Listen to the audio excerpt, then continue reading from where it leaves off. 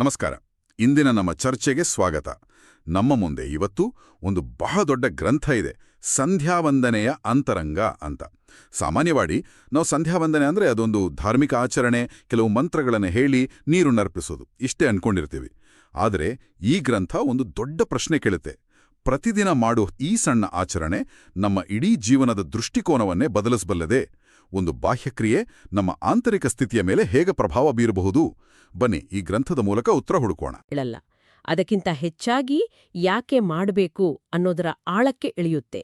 ಇದು ಬರೀ ಕ್ರಿಯೆಯಲ್ಲ, ಇದೊಂದು ಅಂತರಂಗದ ಶೋಧನೆ ಅಂತ ಪ್ರತಿಪಾದಿಸುತ್ತೆ. ಹೌದು, ಈ ಗ್ರಂಥದ ಮುನ್ನುಡಿ ನೋಡಿದಾಗ್ಲೂ ಒಂದು ವಿಷಯ ಸ್ಪಷ್ಟವಾಗುತ್ತೆ. ಇದು ಕೇವಲ ಒಬ್ಬ ಲೇಖಕರ ಪಾಂಡಿತ್ಯದ ಫಲ ಅಲ್ಲ ಅನ್ಸುತ್ತೆ.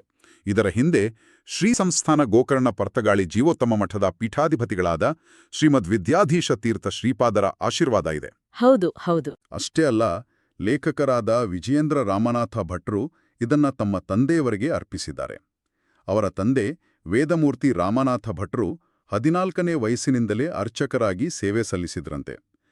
ಇದು ಈ ಕೃತಿಗೆ ಒಂದು ವಿಶಿಷ್ಟವಾದ ಅಧಿಕೃತತೆ, ಒಂದು ಆಳ ಕೊಡುತ್ತೆ ಅಲ್ವಾ? ಖಂಡಿತ.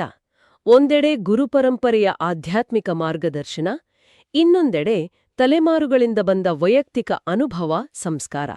ಈ ಎರಡೂ ಸೇರಿದಾಗ ಗ್ರಂಥ ಕೇವಲ ಬೌದ್ಧಿಕ ವಿಶ್ಲೇಷಣೆಯಾಗಿ ಉಳಿಯಲ್ಲ, ಅದಕ್ಕೊಂದು ರೀತಿ ಜೀವಂತಿಕೆ, ಒಂದು ಗಾಂಭೀರ್ಯ ಬರುತ್ತೆ. ಜ್ಞಾನ ಮತ್ತು ಅನುಭವದ ಸಂಗಮ ಇದು.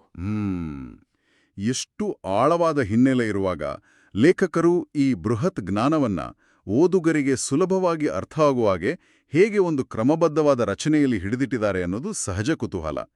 ಈ ಗ್ರಂಥವನ್ನ ಹೇಗೆ ವಿಭಾಗಿಸಲಾಗಿದೆ? ಆಕ್ಚುಲಿ ಇದರ ರಚನೆಯೇ ಬಹಳ ಚಿಂತನಾರ್ಹವಾಗಿದೆ. 2 ಸಂಪುಟಗಳಲ್ಲಿ ಈ ಗ್ರಂಥವನ್ನ ವಿಂಗಡಿಸಿದ್ದಾರೆ. ಮೊದಲ ಸಂಪುಟಕ್ಕೆ ಭಕ್ತಿಯುಕ್ತ ಕರ್ಮಯೋಗ ಅಂತ ಹೆಸರು, ಎರಡನೇದಕ್ಕೆ ಭಕ್ತಿಯುಕ್ತ ಜ್ಞಾನಯೋಗ. ಕರ್ಮಯೋಗ ಮತ್ತು ಜ್ಞಾನಯೋಗ ಅಂದ್ರೆ ಕ್ರಿಯೆ ಮತ್ತು ಜ್ಞಾನ. ಮೊದಲನೇದು ಆಚರಣೆಯ ಹೇಗೆ ಅಂತ ವಿವರಿಸಿದ್ರೆ, ಎರಡನೇದು ಅದರ ಹಿಂದಿನ ಯಾಕೆ ಅಂತ ವಿವರಿಸುತ್ತಾ. ನಿಖರವಾಗಿ ನೀವು ಹೇಳಿದ್ದು ಸರಿ. ಮೊದಲ ಸಂಪುಟ ಅಂದ್ರೆ ಕರ್ಮಯೋಗ ಸಂಧ್ಯಾವಂದನೆಯ ಪ್ರಾಯೋಗಿಕ ಭಾಗದ ಮೇಲೆ ಗಮನ ಹರಿಸುತ್ತೆ.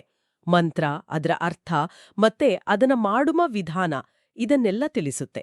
ಸಂಧ್ಯಾವಂದನೆಯಲ್ಲಿ ಬರುವ 12 ಪ್ರಮುಖ ಕ್ರಮಗಳನ್ನ ಇದು ವಿವರವಾಗಿ ಚರ್ಚೆ ಮಾಡುತ್ತೆ.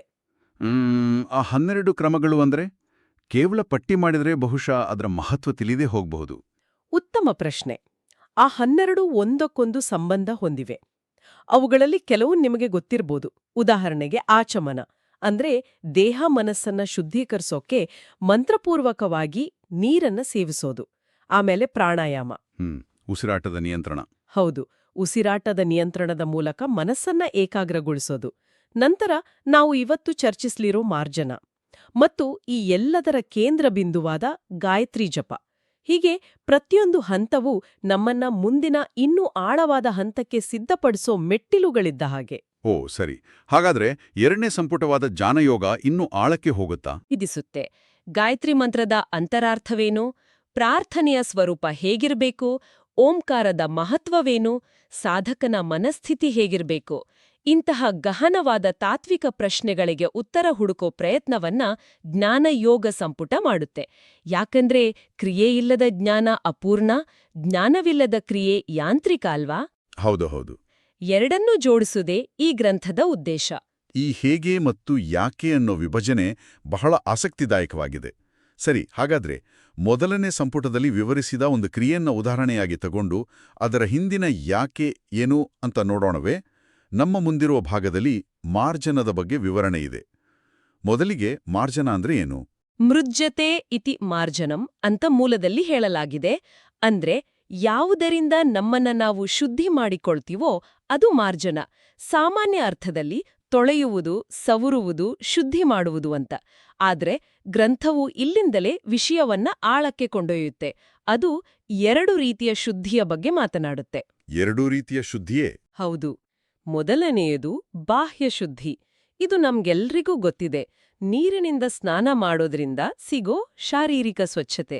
ಆದ್ರೆ ಗ್ರಂಥ ಹೇಳುತ್ತೆ ಇದಕ್ಕಿಂತಲೂ ಮಿಗಿಲಾದದ್ದು ಎರಡನೆಯದು, ಅಂತರಶುದ್ಧಿ.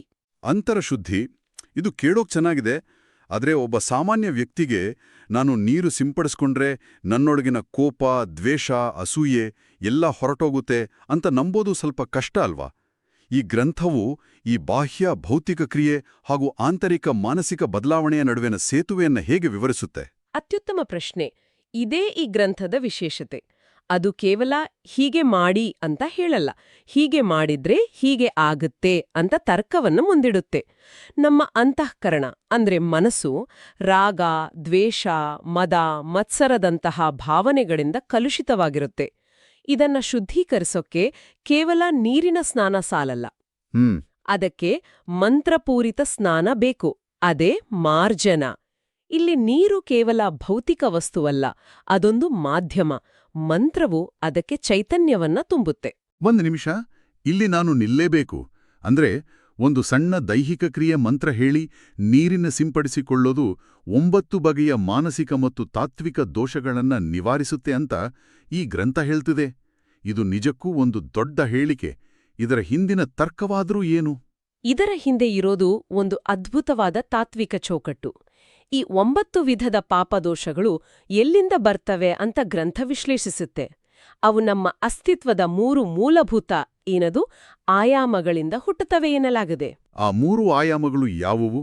ಮೊದಲನೆಯದಾಗಿ 3 ಅವಸ್ಥೆಗಳು, ಅಂದ್ರೆ ನಮ್ಮ ಪ್ರಜ್ಞೆಯ 3 ಸ್ಥಿತಿಗಳು: ಎಚ್ಚರದ ಸ್ಥಿತಿ, ಜಾಗೃತಿ; ಕನಸಿನ ಸ್ಥಿತಿ, ಸ್ವಪ್ನ; ಮತ್ತು ಗಾಢ ನಿದ್ರೆಯ ಸ್ಥಿತಿ, ಸುಷುಪ್ತಿ.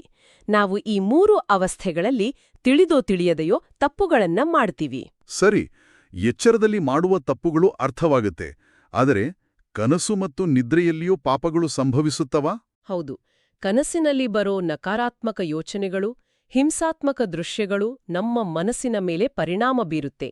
ಸುಷುಪ್ತಿಯಲ್ಲಿ ಅಜ್ಞಾನ ಆವರಿಸಿರುತ್ತೆ. ಇವು ಕೂಡ ದೋಷಗಳೇ. ಇನ್ನು ಎರಡನೇ ಆಯಾಮ 3 ಕರಣಗಳು, ಅಂದ್ರೆ ನಮ್ಮ ಕ್ರಿಯೆಯ 3 ಸಾಧನಗಳು: ನಮ್ಮ ಮಾತು, ವಾಕು; ನಮ್ಮ ಮನಸ್ಸು; ಮತ್ತು ನಮ್ಮ ದೇಹ, ಕಾಯ. ಈ 3ರಿಂದಲೂ ಪಾಪಕರ್ಮಗಳು ಸಂಭವಿಸಬಹುದು. ಮಾತು, ಮನಸ್ಸು, ದೇಹ. ಸರಿ, ಹಾಗಾದ್ರೆ 3ನೇ ಆಯಾಮ? 3ನೇದು ನಮ್ಮನ್ನ ಪ್ರೇರೇಪಿಸೋ 3 ಗುಣಗಳು. ಮೂಲದಲ್ಲಿ ರಜಸ್ಸು, ತಮಸ್ಸು ಮತ್ತು ಅಜ್ಞಾನ ಅಂತ ಉಲ್ಲೇಖಿಸಲಾಗಿದೆ. ರಜಸ್ಸು ಅಂದ್ರೆ ಅತಿಯಾದ ಚಟುವಟಿಕೆ, ಆಸೆ, ಮಹತ್ವಾಕಾಂಕ್ಷೆ. ತಮಸ್ಸು ಅಂದ್ರೆ ಜಡತ್ವ, ಸೋಮಾರಿತನ, ಮೂಢತನ. ಮತ್ತು ಈ ಎಲ್ಲದರ ಮೂಲವಾದ ಅಜ್ಞಾನ. ಈ 3 ಮೂಲಗಳಿಂದ ದೋಷಗಳು ಉದ್ಭವಿಸುತ್ತವೆ. ಓಹೋ, ಈಗ ಅರ್ಥವಾಯಿತು. 3 ಅವಸ್ಥೆಗಳು, 3 ಕರಣಗಳು ಮತ್ತು ಈ 3 ಗುಣಗಳು. 3 × 3 ಒಟ್ಟು 9. ಅಂದ್ರೆ ಈ 9 ಮೂಲಗಳಿಂದ ಉಂಟಾಗೋ ಪಾಪಗಳನ್ನ ಶುದ್ಧೀಕರಿಸೋಕೆ ಮಂತ್ರಗಳೊಂದಿಗೆ 9 ಬಾರಿ ನೀರನ್ನ ಪ್ರೋಕ್ಷಣೆ ಮಾಡ್ಕೊಳ್ಳೋ ಕ್ರಿಯೆಯೇ ಮಾರ್ಜನ. ಇದು ಕೇವಲ ಒಂದು ಸಂಖ್ಯೆ ಅಲ್ಲ, ಇದೊಂದು ಸಂಪೂರ್ಣ ವ್ಯವಸ್ಥೆ. ನೀವದನ್ನ ಸರಿಯಾಗಿ ಗ್ರಹಿಸಿದ್ರಿ. ಇದು ಕೇವಲ ಒಂದು ಯಾಂತ್ರಿಕ ಕ್ರಿಯೆಯಲ್ಲ, ಬದಲಾಗಿ ಒಂದು ಉದ್ದೇಶಪೂರ್ವಕವಾದ, ಪ್ರಜ್ಞಾಪೂರ್ವಕವಾದ ಆಂತರಿಕ ಶುದ್ಧೀಕರಣದ ಪ್ರಕ್ರಿಯೆ. ಪ್ರತಿ ಬಾರಿ ನೀರನ್ನ ಪ್ರೋಕ್ಷಣೆ ಮಾಡ್ಕೊಳ್ಳುವಾಗ ನನ್ನ ಜಾಗೃತಾವಸ್ಥೆಯ ಮಾತಿನಿಂದ ಬಂದ ರಜೋಗುಣದಿಂದ ಪ್ರೇರಿತವಾದ ದೋಷವು ಶುದ್ಧಿಯಾಗಲಿ ಅನ್ನೋ ಭಾವನೆಯನ್ನ ಹೊಂದೋದು ಮುಖ್ಯ. ಅದ್ಭುತ. ಇದು ನಮ್ಮ ಅಸ್ತಿತ್ವದ ಪ್ರತಿಯೊಂದು ಆಯಾಮದಿಂದ, ನಾವು ಎಚ್ಚರಿದ್ದಾಗ, ಕನಸಿನಲ್ಲಿದ್ದಾಗ ಅಥವಾ ಗಾಢ ನಿದ್ರೆಯಲ್ಲಿದ್ದಾಗಲೂ ಮಾತು, ಮನಸ್ಸು, ದೇಹದಿಂದ ಉಂಟಾಗೋ ತಪ್ಪುಗಳನ್ನ, ರಜಸ್ಸು, ತಮಸ್ಸಿನಂತಹ ನಮ್ಮ ಮೂಲ ಪ್ರವೃತ್ತಿಗಳಿಂದ ಬರೋ ದೋಷಗಳನ್ನ ಎಲ್ಲವನ್ನೂ ಒಟ್ಟಾಗಿಸಿ ಕೇವಲ 9 ಬಾರಿ ನೀರು ಪ್ರೋಕ್ಷಣೆ ಮಾಡಿಕೊಳ್ಳೋ ಒಂದು ಸರಳ ಕ್ರಿಯೆಯಲ್ಲಿ ಶುದ್ಧೀಕರಿಸೋ ಪರಿಕಲ್ಪನೆ. ಇದು ಕೇವಲ ಆಚರಣೆಯಲ್ಲ, ಇದೊಂದು ಸಂಪೂರ್ಣ ಮಾನಸಿಕ ರೀಸೆಟ್ ಮಾಡಿದ ಹಾಗೆ. ಹೌದು, ಮಾನಸಿಕ ರೀಸೆಟ್ ಅನ್ನೋದು ಅತ್ಯುತ್ತಮವಾದ ಪದ. ಅದು ಒಂದು ಯಾಂತ್ರಿಕ ಕ್ರಿಯೆಯನ್ನ ಅರ್ಥಪೂರ್ಣವಾದ, ಪರಿವರ್ತನಾಶೀಲ ಅನುಭವವನ್ನಾಗಿ ಮಾಡುತ್ತೆ. ಇದೇ ಈ ಗ್ರಂಥದ ಸೌಂದರ್ಯ. ಈ ಮಾರ್ಜನದ ಒಂದೇ ಒಂದು ಉದಾಹರಣೆ ಇಷ್ಟು ಆಳವಾಗಿದ್ರೆ 2ನೇ ಸಂಪುಟವಾದ ಜ್ಞಾನಯೋಗದಲ್ಲಿ ಇನ್ನೂ ಎಂತಹ ವಿಸ್ಮಯಕಾರಿ ಒಳನೋಟಗಳು ಇರ್ಬೋದು ಅಂತ ಕುತೂಹಲ ಮೂಡುತ್ತಿದೆ.